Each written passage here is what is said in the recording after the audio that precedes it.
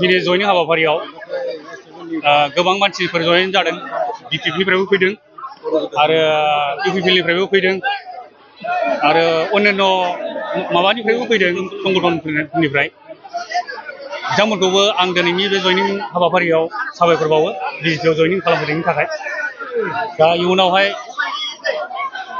आंनि बुंनांगौआ रावखौबो आङो दुखु मोननानै फैनाय नङा।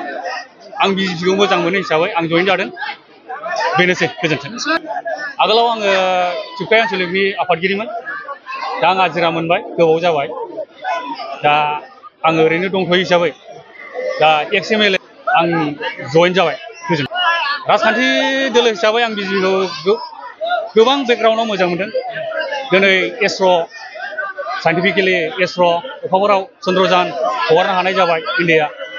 आरो मोनसे गोजोनथाव बाथ्राया इन्डिया पाकिस्तान जेब्लानाखि जुद्ध जायो, कामाना पिएम मदिनि कामाना, अमित शाह सारनि कामाना जोबोद गोख्रों। बिनि थाखाय आलदा कान्ट्रिजों जेनाखि क'पारेसन जानाय, सोमोन्दो लाखिनाय, बैफोरखौ मोजां मोननानै आङो बिजेपिआव जयेन जानाय जादों।